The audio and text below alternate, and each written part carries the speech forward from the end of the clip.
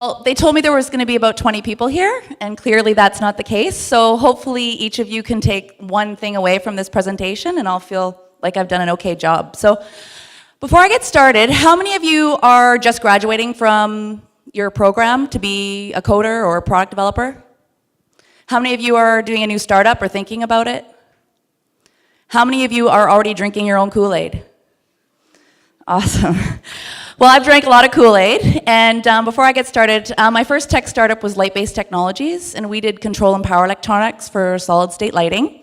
Through the course of that business, I raised about $10 million locally and with VCs in San Francisco. I exited that company in 2011, and my goal was to get into something much more transactional than clean tech. So I bought a retail manufacturing business, which was bra bags and panty packs. Who knew? It was patented, so I still felt like it was technology. About 2 years ago, I sold that company to our largest customer in New York, and then I actually became an EIR, an executive in residence with Foresight. So I saw some faces over there from Wavefront, which is great. So we're part of the BC Innovation Council network, and we help businesses grow from the startup stage. But today, I'm also the CEO of eTrove, and we're a digital platform that allows health professionals to go mobile. I'm not here to talk about all of that today. I just kind of wanted to share a few tidbits of what the current landscape is. So if you're thinking of doing a startup, it's very competitive. Thankfully, one of my slides is a PwC slide, so I won't have any competitive issues there. And then I'll just talk about some of the things we do in the program that help you be the best founding CEO that you can be. So I already covered that. So the Canadian landscape, Canada's second largest of startups in the world, next to the US. US is obviously a big place to be because it's a big market. They consume a lot of stuff. 70% of our Canadian population works for private companies, and 13% actually work in Canadian startups. So there's a lot of really great things happening across the board. If you're out as a startup company and you're in the States or Europe, what they'll tell you, and what I believe, is that there's a lot of great education, innovation, and tax credits. Canada's a great place to start a tech company, but we do have some challenges. The market size, we're not that big, and we're going green, so we're consuming less and less. But on the flip side, financing is really hard to get. If you're an investor here locally, I'm sure there's a few of us that would like to talk to you, but I've found myself looking for investment outside of Vancouver. But there are some great investment opportunities in Montreal and Toronto. I think this might be part of the PwC slide. This is something that I found super interesting when I was preparing. This is the periodic table of technology in Canada. It's so small. At the last presentation, I had a bit of a bigger slide. You'll find it online and in that report that he probably posted earlier. But here you can see there's a lot of ed tech companies here in Canada. We have a lot of AI and analytics. Then we get into digital health, which is where I play. But what I was really excited about is the number of exits. So you can see, even though startups are ridiculously hard, there is an opportunity to exit if you position yourself properly. I also was in Montreal and Toronto last week, and there was Startup Fest in Montreal and a few other great things happening, but just some stats. In Toronto, there's about 4,100 active startups, but no big unicorns yet. Does everyone know what a unicorn is? Good. You all want to be one, I'm sure. Montreal, really active climate, but it's a less mature ecosystem. So when I was there was this organization called Tandem Launch, and they're an accelerator, but they take a really unique approach. If you have an idea, but you're not founded yet, Tandem Launch would be an accelerator that you wanna go to. And then, of course, we hit Vancouver. And over 100,000 people are employed in tech. You have the BT Tech Summit. We have the BC Tech Fund. And there's tons of really cool stuff happening with development and resources and funding through programs, not investors. What I wanted to do, there's two really key slides. If you are taking pictures, these are the two key slides for me. Just kind of a founding process if you are thinking of doing a startup. And then from there's some emotional side to it. I didn't really include the emotional side that the previous speaker had, but it is definitely a roller coaster. My first startup, the sacrifice was a marriage because I didn't know how to balance time and everything else. I'm much better now, and hopefully these tools will help you be even better if you do decide to go that route. The first thing is have a strong vision and technology solution for a big market. There are a lot of really neat ideas, but I really recommend that you dig really deep and think, do I have a vision to carry this through to the next phase? Do I have a viable technology solution for this market? And is the market worth my time? Again, if you even go into the patent databases, you'll find tens of thousands of patents, but only 5% of them are ever used because there's no value for them in the marketplace. Once you get that far, then having a clear value proposition for a specific vertical. So you have an idea, and I'm sure it's like, the perpetual motion machine, it can solve all the world's problems, but what you really want to do is pick a really niche vertical and identify your value proposition in that vertical and hone in on that. Try not to get swayed into trying to be one solution that solves everyone's problems, because it's really hard to connect with people if you do that. Even for me, when I'm out raising money, a lot of times, and if you've done it before, which I'm sure many of you have, you're always updating your pitch deck, and you're always trying to tell a new story every time you go out. Well, it gets really confusing. It's like telling yourself lies. It's like, and having to remember the lies that you told all these people. My view is, once you define that clear value proposition for that clear market, stick to it, and until you realize at the end of here that you have to make a change, but we're not there yet. Then get into a defined process for customer discovery. So does everyone know what customer discovery is? Okay. The purpose is to not go and build the end product before talking to any customers. The idea is that you come up with an idea, you talk to some customer prospects, and you let them tell you what they need and how they need the problem solved. And then you build your product or solution that way. The next piece is team and culture that can deliver a solution. So I'm sure you've heard that tons of times. People don't invest in technology, they invest in people. So making sure your team and your culture and your vibe, all of that has to really be seamless. And as soon as you get an inkling that someone doesn't fit, seriously, give them the boot, they're not the right fit. Which also means that if you pick your founders and your co-founders, you want to make sure that they're really aligned with your values. How are you going to operate? Is it family first? Is it money first? How are you going to make decisions as a group? Because, in the end, when it's money on the line, everyone seems to change. And then finally, have a willingness to learn, react, and stay focused. So along the way, you're going to learn some really cool stuff. You're going to have to decide if it's important for you or if it's not. And then you're going to have to stay steadfast on achieving those goals. And if you don't achieve them in the timeline that you set out, then you'll have to reevaluate. So has anyone here done the market validation training as part of the BC Innovation Council? Oh, Vivian, hi. Okay, great. So I just thought, it's just such a foundational program. If you have the opportunity to join the market validation training, it's 3 days. It's generally if you're part of an accelerator, but I'm sure there's lots of exceptions coming up with New Ventures BC and some of the other programs. But this is really a roadmap to success. So it starts off with foundational customer validation. So we've talked a little bit about that. Just to kind of read what I have here, it's your idea, it's a model of how you're going to reach out to people, engaging prospects, and of course, maybe starting to really identify the personas of the people that are buying. And remember, sometimes you'll go into an organization with a solution, but you don't know who the real buyer is. Who's going to spend the money and okay the money? You might be talking to the technology guy, but it's actually the CFO that signs off on that. So you're going to really want to clearly define your personas of all the decision makers in the business that you're trying to sell to. Product, customer, and fit. So where are you on the value chain in the industry that you're trying to serve? Where are you on the technology adoption life cycle?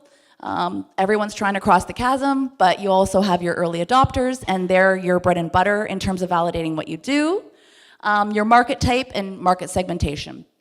Then we move on to the viability of the business. So does everyone have a positioning statement? Positioning statements for me are just the core. It does everything from your 15-second pitch to just in an elevator talking to someone and being able to seamlessly say what you do without disruption. So getting that positioning statement is one of the things that I really believe in. And then, of course, value prop and all those fun things. And then you move on to confirming the size of the opportunity and getting an action plan. So for me, my view is if I can't sell something in the first 1 month of offering it to someone, then I've really got to buckle back and think if I'm really solving the problem the way that they need it solved. Because selling, once you've gone through this process, is the only thing that matters. Revenue drives investors, it drives excitement, and it validates everything you're doing. And then if you haven't, which you've obviously already heard of tons of these organizations, the BC Innovation Council, BC Tech Association, New Ventures BC is a really great program. I've been on both sides of it, so I've been someone who's applied to win the award and someone who's been a mentor or a judge, and it's just always such a great process to go through, even if you're early in your business development side. Tech Vancouver, Futurepreneur Canada, Founders Network, Ace Tech, and of course the C100. So if you're a more experienced CEO, Ace Tech was one of the greatest programs for me, just because I was surrounded by like-minded people. And finally, tools and reminders. If you do have a startup and you're wanting to take it to the next level, get your business model canvas done, get your one-page strategic plan, have a financial projection so that you know, like, how are you going to make money? And the pressure is more than ever. When I first started raising money in SaaS, it was like 10K a month MRR, and you're kind of getting, $1 million. Now it's like 150K MRR to get $1 million. So the climate's changed. It's very competitive. But if you have a unicorn or something that you think you can be a game changer in, then stick to it, and I'm sure you'll win. Product and technology roadmap, so not only what you're doing today, but how you're going to grow, because that'll define the types of customers that are going to follow you and support you along the way.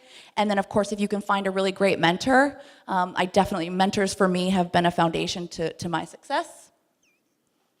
And that's it. I'll leave the quotes up, because they're just really good quotes. I'm not smart enough to say stuff like that. Awesome. A little too close. Any questions on this side? Why is everyone so fucking shy today? Okay, back over there.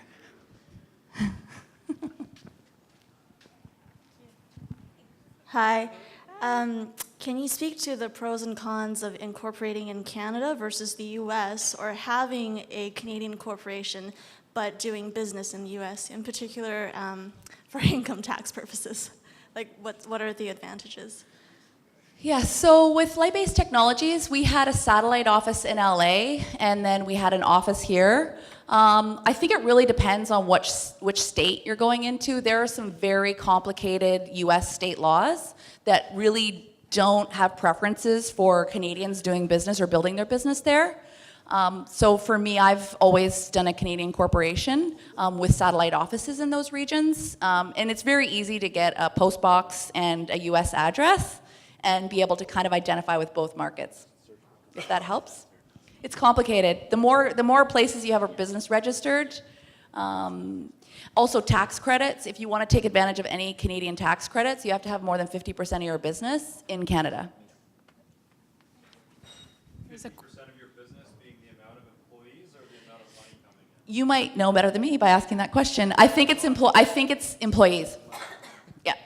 Because right now we have an office in Alberta and BC, and for the EDC, it's employees. Got a question right over here. Hi. Hi. I heard you say that, for example, the companies are currently investing in people rather than technology.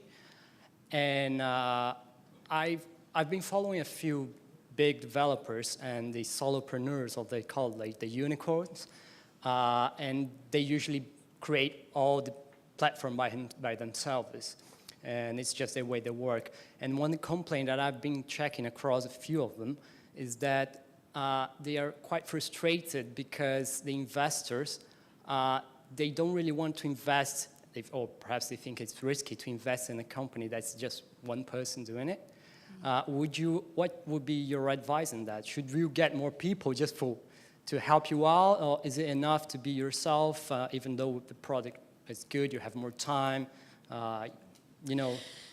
Yeah, so I think it depends. That was what I always wrote for my university answers when I didn't know the answer. But So it depends. So if you've done it before, if you have a proven track record, you're probably going to be able to go out independently and raise money and get sales and build a team quicker.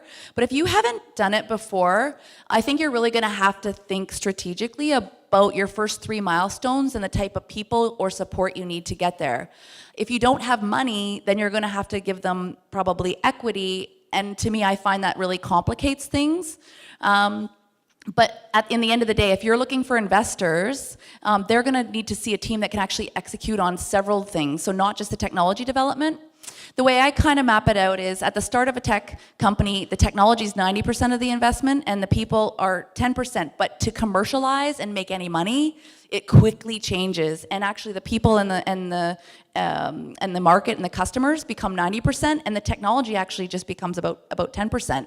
I mean, they might go on and do the blue sky road mapping and whatnot. So, I mean, it's hard to find partners. I totally get that. So I'm sure, don't take someone just to take someone and fill a gap. But I think if you go to organizations like, Wavefront and all, they'll know a network of people that might want to be strategic investors that know the market and so might be a good kind of business development side to get that going. Hi. Hey, so you mentioned on your last slide that, you should have a mentor or try to find a mentor. How do you go about doing that? And what's your process for doing that? Or how do you suggest finding mentors? So I think it really depends on the vertical that you're in. I think for certain verticals, you can look at some of the big players. So if you're in digital tech or digital health and the health side, there's some, it depends on what kind of mentorship you're looking for. Are you looking to get in the market? Then there's some great doctor organizations, that kind of thing. I also think the New Ventures BC is a really great way to start to meet the mentor network because you'll go through the process and if you move ahead, they'll ultimately set you up with people they think would be good mentors given on your strengths and weaknesses as an entrepreneur. And then, of course, going to like networking events like this, things that the BC Innovation Council puts on, they have a whole stream of accelerators that have expertise in different regions and different verticals and that kind of thing.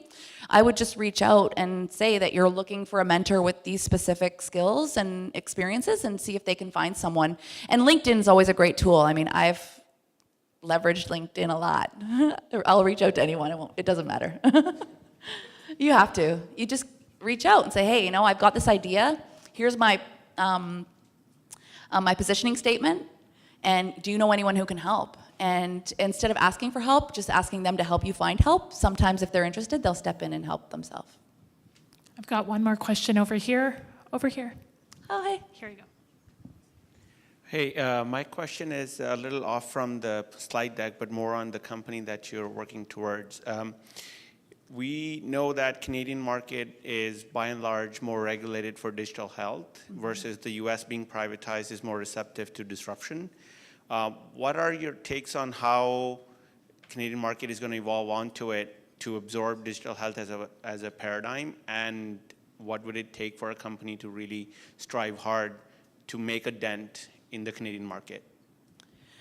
Okay, so for eTrove, so just in case, just to be really clear on what we do, we're like a Weebly for mobile loyalty and referral apps on the front end, and then we're a HubSpot on the back end, and we serve the allied health space, so physio, chiro, ortho, dental, so there's a little bit more flexibility than primary health services, which would be the hospitals and your regular doctor and physician. So in the US, absolutely, 50% of our business is in the US. It's a very competitive space. There's fewer regulations in terms of how they market and build their businesses, how they track electronic health records, et cetera. Depending on what you want to do in digital health, you either tackle the EMR space or you create a barrier from it. So for us, we've kind of created a barrier by going through the practice management softwares who have all the security for the electronic health records, and then we tap in through our API for that information. So I think it depends. You will also be able to get a lot out of the colleges. So there's the Canadian College of Dental, physicians, etc.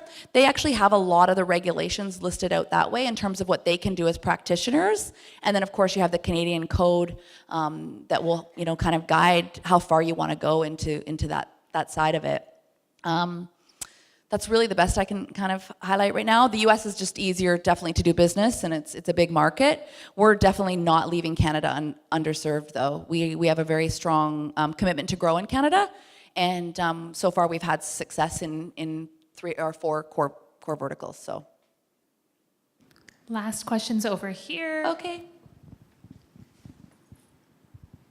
Hi, Jeanette. I was curious about lessons learned from the shuttering of light-based technologies and general feelings about working with Green Angel Energy and Mike Volker. Okay. So, okay. So I don't know if anyone knows my story with light-based technologies. I, again, raised a lot of money with the organization, and one of the things I didn't know that I should do as a founder was to kind of stay true to my course. With money came board seats, and with board seats came advice on how I should run the business, and I was great with that. I wanted the shareholders to really make the most out of it, but you do feel obligated to kind of follow the guidance, even if they're not experts in the industry. So there's a little bit of that to consider. I was keen to move on from that business, so I actually hired my replacements from Carmana Technologies, which was a solar panel LED company in Victoria. That experience was good. They had a lot of money when I left. And then in terms of working with, Green Angel, they're now Tamaya, so they actually changed, they pivoted 200% and now actually fund SaaS businesses that are already up and running around the 10 to 20K MRR range. So if you can't get financing, then they'll finance your cash flow. And it's interesting, Mike Walkinshaw now runs Tamaya, so if you have a small SaaS company, he's a good guy to talk to. And in terms of, there's kind of some different models. There's local groups of angels that are very heavily focused on you trying to get as many tax credits and venture tax credits as possible. My perspective is that if somebody believes in your idea, they're going to invest the full amount and not expect the tax credit. They're going to do it because they believe in you and they know you're going to be successful. And so you just have to vet the people that you're talking to see what's best for you. I saw Spring was here, and they're one of my Keith is just a really great, if he gives you 2 minutes of your time, his perspective on investments and term sheets is just a refreshing perspective outside of the norm. Hope that helps. Thank you so much, Jeanette.